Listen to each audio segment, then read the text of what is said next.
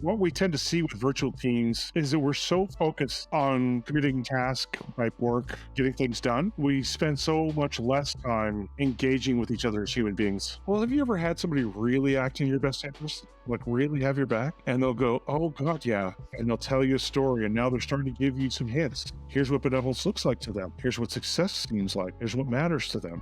And now you start to narrow the funnel even further. And you say, what would it look like if I was benevolent to you? What does success look like to you? How do I help you get there? Think about an ice cream store, right? They let you sample a little bit. You decide, hey, I'm going to try rum and raisin. And you get a little spoonful of it and you realize, hey, I don't like rum or raisin. Thank God I didn't buy a whole bowl of that stuff. And so they let you have a small level of vulnerability first. We see that with good return policies as well, where the vulnerability doesn't feel quite as high, or promises of confidentiality where, I'm not going to kiss and tell. So there's ways we can reduce vulnerability for the other party so that they can kind of wade in instead of diving in. Welcome to another episode of Team Anywhere, where CEOs, leaders, and experts at building teams, companies, organizations, and amazing cultures share how to lead from anywhere in the world. I'm your co-host on the East Coast, Ginny Bianco Mathis. And I'm your co-host on the West Coast, Mitch Simon. And we invite you to join us to Team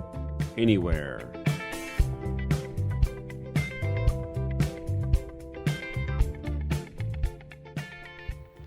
Welcome to another episode of Team Anywhere. I'm your co-host, Mitch Simon, on the West Coast. And unfortunately, our glamorous, amazing, bright, wise co-host on the East Coast cannot be with us today, Dr.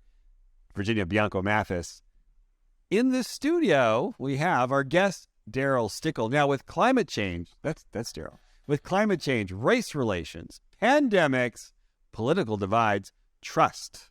Yes, trust is at the lowest levels we've ever seen. While 49% of employees feel they can trust their boss, only 1 in 3 managers, 1 in 3, said they believe their workers. Well, today on the podcast, we have Darryl Stickel, one of the world's leading experts on trust and author of Building Trust, Exceptional Leadership in an Uncertain World. Daryl, great to have you on the program. Oh, it's fantastic to be here. Yeah, Daryl is visiting us from Canada. So another Canadian. We love Canadians because I'm a Canadian. So it's great to have you on the program. And tell us where you are exactly. I'm in Victoria, British Columbia. Victoria, British Columbia. Great. Okay, so Beautiful. What I'd like to know is, we'd love to start this question. Can you tell us what has surprised you the most over the last 3 years, as so many employees have been in situations where they never or hardly ever are in the presence of their boss or coworkers? What's surprised you the most? The decline in benevolence. That is the first time we've gotten that one. The decline in benevolence. Tell us more. Well, so I think there are 10 levers we can use to build trust. One of them is benevolence. It's this belief we've got your best interest at heart. And what we tend to see with virtual teams is that we're so focused on committing task type work, getting things done. We spend so much less time engaging with each other as human beings. And you've seen, and so your experience has, you've seen people over the last 3 years engaging less and less and less. I've seen that. I also find it remarkable how easy it is for people to lie now.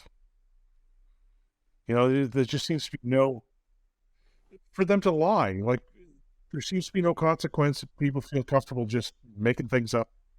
So tell, this is, you start with benevolence and then you go to people lying. Yeah, decline in benevolence, increase in fabrication.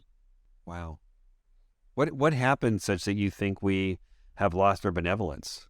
I think we're just not spending as much time with one another. So there's a lot less physical contact. We get a lot fewer social cues, opportunities to engage. I've started something called the weekly act of benevolence, where I try to actively focus on doing something positive for somebody. And so I've been posting that on LinkedIn to act as a role model, to just show people, here's how you do it. There's some ways you can think about it. But I think that trust is a combination of uncertainty and vulnerability. And so we see the vulnerability levels haven't really declined, but uncertainty's been all over the place. So we see pandemics, we see, values and norms changing, technology shifting. We're really struggling. And part of that's because we're just not as connected as human beings. So you said trust is a combination of uncertainty and vulnerability. And so you're saying vulnerability hasn't changed? It hasn't gotten stronger or less strong? I think that, a generous way to say it is that it's stayed stable. Probably it's gotten worse. And the struggle that we had, so trust is a willingness to make yourself vulnerable. And the struggle we have now is making ourselves vulnerable at all when we've got really high levels of uncertainty. So think of it as uncertainty times vulnerability gives us a level of perceived risk. And we each have a threshold of risk that we can tolerate. And so early in relationships, we've got high levels of uncertainty. It means we can only tolerate small ranges of vulnerability. As that relationship gets deeper, the uncertainty starts to go down, which means the range of vulnerability we can tolerate starts to grow. And in deep relationships, we've got really small levels of uncertainty, broad ranges of vulnerability we can tolerate. But we're seeing this massive spike in uncertainty. And, people are saying, hey, like Bernie talks about being more vulnerable, all those kinds of things, but it's hard for us to trust anyone, make ourselves vulnerable to anyone when uncertainty is so bloody high. So I guess it's interesting in my work, just my little world, is as the uncertainty became so huge, I just went in and just got people to be so vulnerable over Zoom and over Teams, and I've seen those companies just grow like crazy. It's almost like if you look at a coefficient, I don't even know if that's the right word, but the relationship between spikes in vulnerability and spikes in growth, I've seen those to be really high. Well, so if you think about it, trust has incredible value. All research tells us that it leads to higher returns to shareholders, more engagement, easier ability to adapt, innovate. So it's got this incredible value. Now it's incredibly scarce. It's even more valuable. So companies like the ones you're talking about that actually manage to build trusting environments where people feel comfortable being vulnerable should have a profound competitive advantage. So, why don't we see that more? I mean, you just stated it. You just stated like almost like it's a big duh, but it's also results don't lie. The studies don't lie. Results don't. So you build a trusting environment, you will have a profound impact on your profitability and your growth. What then? Where are there so many smart people out there who are saying, "Well, I ain't got time to build trusting environments because I have to get to work"? Okay, so this is a great question. And I was actually at a conference, a virtual conference held by Duke. It was called Rebuilding Trust in Institutions. And they were talking about government, media, artificial intelligence. And they spent several hours talking about just how bad things were. And they were saying, we're seeing end of democracy kind of numbers. We're seeing such a decline in trust levels. It's leading to all these symptoms. And somebody finally said to them, well, okay, isn't the title of the conference Rebuilding Trust? So what do we do? And they looked in the camera and said, we don't know. Yeah. And I'm sitting there going, ooh, pick me. Because this is what I've been doing for the last 20 years. So part of the challenge is a lot of people are talking about trust, but they're not talking about how to build it. Right. So that's okay, we've been 8 minutes in now. You are the trust guy. You're the guy that wrote the book, Building Trust. I am. So what do we do now? What is it for a manager, owner, business team person to do to build trust? So first we need to understand, where does uncertainty come from? That takes steps to reduce it. And so uncertainty comes from us as individuals, and it comes from the context that we're embedded in. And so there are 3 levers we can pull within individual traits. And those are benevolence, integrity, and ability. And so benevolence is a belief you've got my best interest at heart, and that you'll act in my best interest. Integrity is, do I follow through on my promises? And do my actions line up with the values that I express? Ability is, do I have the competence to do what I'm actually going to do? And so those who aren't very good at building trust have a lever that they pull. Usually it's the ability lever. I have these kinds of credentials, this sort of background, this much experience, blah, blah, blah. Those who are better have multiple levers. Those who are really good have multiple levers, and they know when to pull which one. And so what I do is I systematically walk people through 10 levers, and I show them how to pull them. And so I walk through with my classes, and I'll say, this is what benevolence is. Here's how you show it. And, for example, I'm working with a group of parents, and I say to them, who here has their kid's best interest at heart? All the hands go up. Like, it's a stirring sight. And then I say to them, how many of your kids would say that? And it's about a third. And it's somewhat hesitant, right? It's like, So if it's not obvious in a place where it's supposed to be obvious, how does a leader show it and have it land? And so what I'll do is I'll give them a template. I'll say, okay, so I heard this guy, Daryl. He was talking about benevolence, said it's really important to trust. And it means having someone's best interest at heart. And I think I do that, but it doesn't always seem to land that way. Have you ever experienced that? And 99% of people say yes. And they'll give you an example. And then you start to narrow the funnel a little bit and go a little deeper, where you start saying, well, have you ever had somebody really act in your best interest? Like really have your back? And they'll go, oh God, yeah. And they'll tell you a story. And now they're starting to give you some hints. Here's what benevolence looks like to them. Here's what success seems like. Here's what matters to them. And now you start to narrow the funnel even further. And you say, what would it look like if I was benevolent to you? What does success look like to you? How do I help you get there? What matters most to you? How do I help you achieve that? And so now we've created this transparency. And in the future, we're going to be able to say, hey, when I'm doing this, you remember you told me this is what matters to you? This is me trying to help you get there.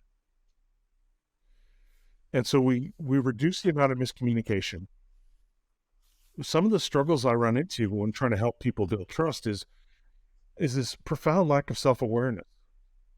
Who do I trust? How much do I trust them? 95% of people believe they're more trustworthy than average. And that's not just statistically impossible. It's damaging, right? Because if you and I have a trust problem, it must be your fault because I'm trustworthy. I don't need to fix anything. And so slowly I try to raise awareness. Probably the worst way to find out if somebody trusts you is by saying, do you trust me? Because the appropriate answer to that is with what? And, they lack awareness. There's a social stigma to saying it. And so when I ask people, who do you trust? I get these close, tight, personal relationships. And when I flip that question and say, who trusts you? I get these long pauses. And then eventually someone will say, well, how would I know? Well, trust is the willingness to make yourself vulnerable when you can't completely predict how somebody else is going to behave. And so you ask yourself, how can this person make themselves vulnerable to me? And do they? And so what I do is I systematically walk through, I talk through what benevolence is, how it works, how to demonstrate it. I talk through integrity, following through on our commitments, making sure we have the same understanding of what was promised. And then directly telling the story about how my actions line up with the values that I've expressed. Co-creating a story together that shows how there's a link between the actions we're taking as an organization and the values that we have. And then when it comes to ability, which is our favorite lever, I will provoke conversations, because I can't just determine what excellence is. You know, if I really want to know what a good podcast guest was, I would ask you, right? And then we together would ask your audience. And so we'd actually check in with the stakeholders to say, what is excellence? And when I teach my classes, I'll do that. I'll say, what would a good class look like? What do I need? What marks do I need to hit at the end of this so that you walk away saying that was really good? I like that. I would like to not leave benevolence. Okay. What are some, because I love that word, benevolence and serendipity. I love those. So benevolence. What do you instruct some of your clients, your friends, your teachers, students to do? Of course, the greatest is, let me find out what matters to you. And then, of course, take some actions to support what matters to you. What are some other acts of benevolence that great companies are taking right now to demonstrate benevolence and demonstrate trust? Well, we're seeing companies starting to try to dig themselves out of the hole. I was recently traveling and they were starting to talk about, hey, we're all neighbors here. We need to get along. We need to spend the next few hours as neighbors and friends. So I think we're starting to see some of these companies start to realize that maybe have mistreated some of their clients along the way. I actually had a great experience with one of my students when we were talking about benevolence. And I said, okay, tell me a relationship that matters to you. He said, my girlfriend. I said, okay, so what's the most important thing to your girlfriend? And he said, I think it's her family. So I said, tonight when you go home, you're going to say to your girlfriend, I was in class today. We're talking about benevolence. My teacher asked me, what's a relationship that matters to you? And I thought of you. So that's step one. I'm now showing this person that I'm thinking about them. And then I said, you're going to tell her, he asked me what mattered most to you. And I said, your family. Is that right? Now you're inviting her into the conversation. And she can either confirm or you guys can talk about what does really matter to her. When she says it's her family and she agrees with you, you're going to say, then it probably matters a lot to you that I get along well with your family. And so I'm going to actually start spending more time with them and start strengthening my relationship with your family, going for meals with them, having conversations with them, because it matters to you. And he came back the next day. He had a huge grin on his face. He says, I'm apparently allowed to talk to you whenever I want. Hey, we're taking a quick break to remind you to support our podcast by hitting the subscribe button and leaving us a review. Your feedback means the world to us, and it helps us continue to bring you more engaging and thought-provoking content for leadership and remote work. Ask you, I don't know if it's a personal question, Daryl, but or at least an observation. Sure. Do we see a movement today towards people being open to doing something that matters to anybody but themselves? So, that's the challenge, right? Are you open? Benevolence requires that you really think about someone outside yourself, but it's more than that. You think about someone outside yourself and then you take some actions for the purposes of them that have nothing to do with you. Right. And I don't know if you're seeing that or not these days. Okay, so people will reciprocate, right? They'll respond in the way that you engage with them. And that's why I'm trying to do one a week that I share with the world. I mean, I do more than that, but this week I was torn because I was working with a group, a nonprofit that had, they work with kids 5 and under who are having developmental challenges. And I showed up a day early to spend time with them. to learn more about what they do, to improve the quality of the product that I gave them. And I did that for free.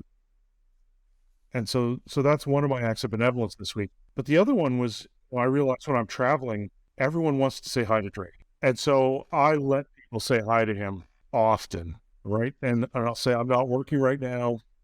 And he loves it and they love it. It slows me down a bit, but it just creates such a positive vibe.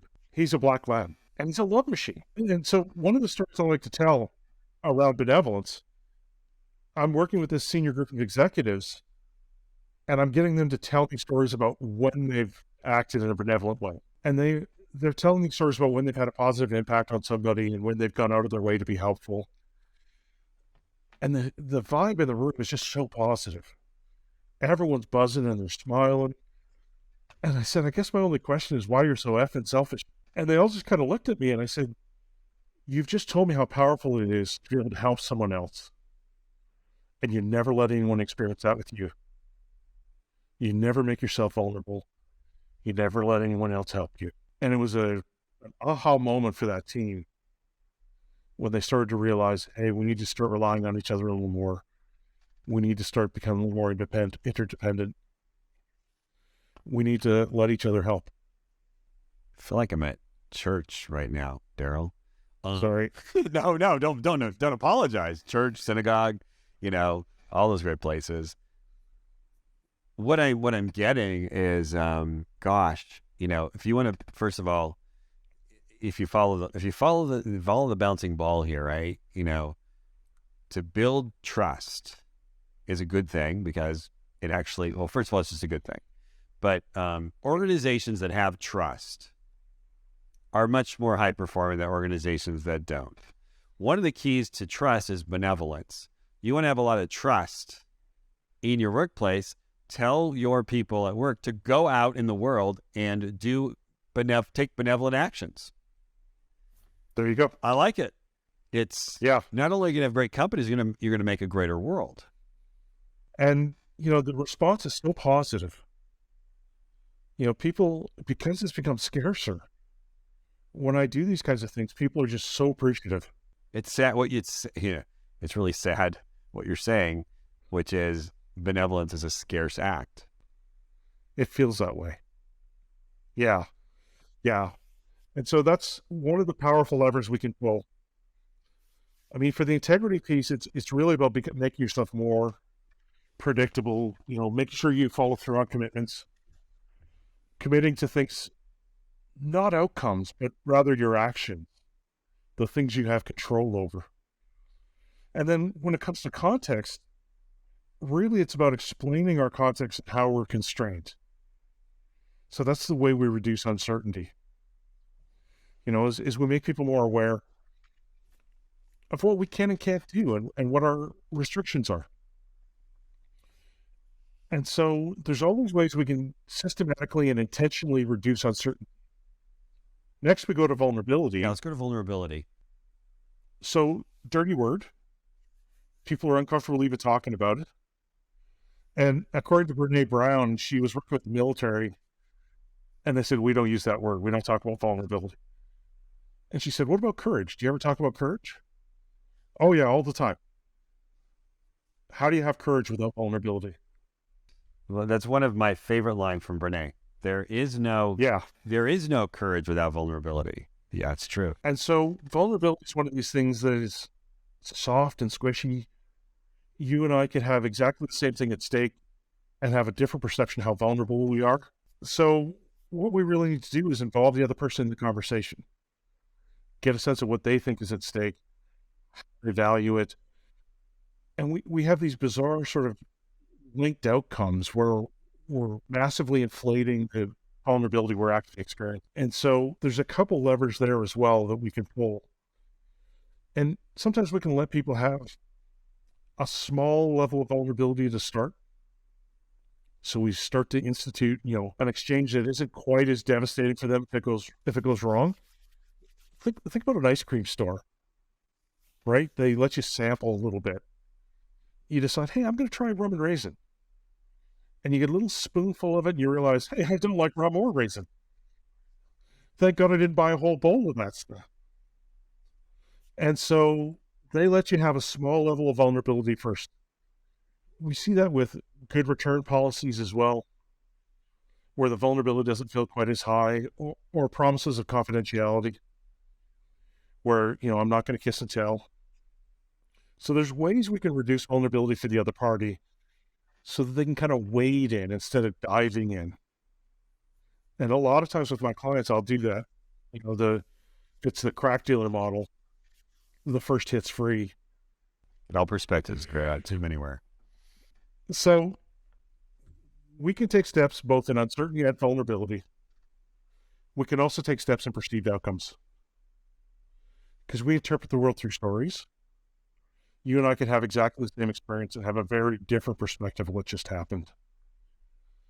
And so it's important for us to co-create the narrative, and maybe, if we can, determine what success looks like before we get there. And so that perceived outcomes then feeds back into our next interaction with each other. And in the middle of all this is our emotions. So in the area of vulnerability, what you're saying is to really the best way to raise vulnerability is actually to have conversations around about how vulnerable we want to be with each other. Right. Yeah, exactly right. So part of the challenge is, if I ask you what success looks like for you and what your best interests are, you may think, oh, if I tell you that, you'll have leverage over me. And so I need to start saying, here's what I think your best interests are. I'm going to try to act that way. Start showing a track record so you can see, actually, he's sincere. Now I can start opening up and telling him what really matters. So we're getting towards the end of our half hour here. Can you tell us what we might get from picking up a copy of Building Trust, Exceptional Leadership in an Uncertain World? Let's see. I was having just profound impact, but it felt like I was dropping grains of sand in the ocean. I wrote the book so that what I do isn't lost if I am. And so I've put the whole model in there. I've talked about how to pull all 10 levers. I've tried to make it as accessible as possible. And I can tell you two things.